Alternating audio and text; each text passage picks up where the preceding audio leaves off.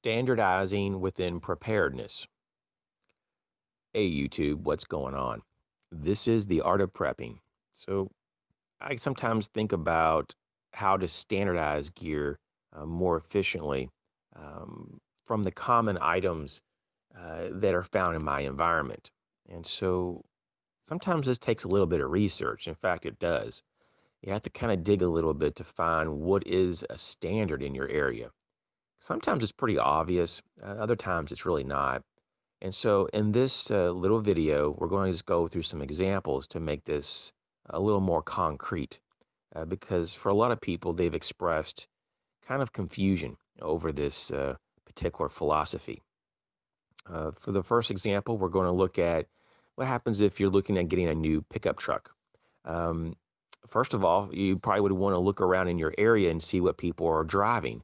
If 8 out of 10 people are driving a Ford F-150, this could be a good indication that there's going to be potentially a lot of parts to maintain those vehicles in your area and a lot of people who know how to work on the vehicles versus an exotic, rare pickup truck that's been imported from a small country that no one has parts for and no one knows how to maintain. Same thing goes for batteries. It doesn't make a lot of sense to, put uh, exotic or hard to find batteries, in your devices, or to have, I guess I should say, devices that run off of obscure battery sizes.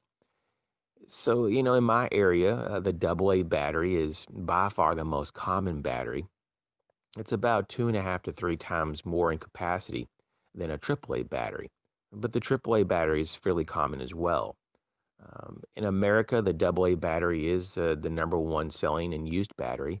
But once again, it goes back to a really good combination of price, size, and of course, capacity. Same thing for various munitions, um, bullet size, ammunition in general does have standards, that people typically use more than others. Some different types of ammunition is produced a lot more than others.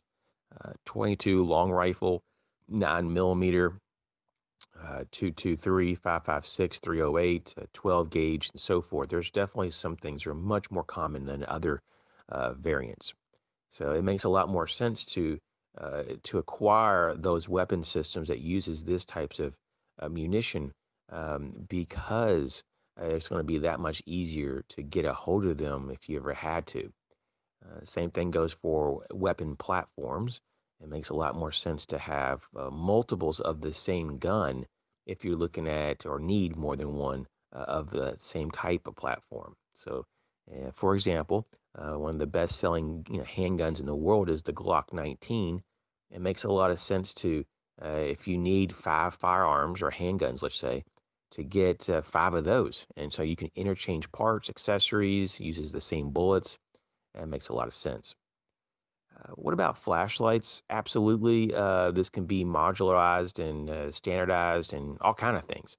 Some people I know every so many years they upgrade all their flashlights, but instead of getting a big box of different types of flashlights, um, for the ones that are kind of like the more mainstay flashlights, the ones you're going to be using the most, you might want to just buy multiples of the same flashlight. For example, like this A Tactical A1S. I mean, it uses the same battery. They would all use the same controls and interface. You can master the platform. And so once again, you don't have to overcomplicate things. A lot of people don't like buying multiples of anything because they say it's boring. But preparedness is not about entertainment. It's about having things that are going to be working in a system. Same things with a trauma kit or a first aid kit. I'd probably lay them all out the same way and have all the same stuff in them so that you know where things are. That's the worst thing is in an emergency is to be um, looking for something to save someone's life. You want to know exactly where that item is. And so you should definitely have a standard when you come to building your trauma kit for obvious reasons. Same thing can go for backpacks. Maybe you'd pick the same backpack for your hiking bag as your bug out bag, and maybe you have the same bag as well for your your get home bag and so forth. So you may have multiple bags, but they all have different purposes and they're all loaded out in their systems. And so hopefully this helps to kind of break this down in a little bit more concrete philosophy that you can kind of use on a daily basis. Uh, Common things in your area.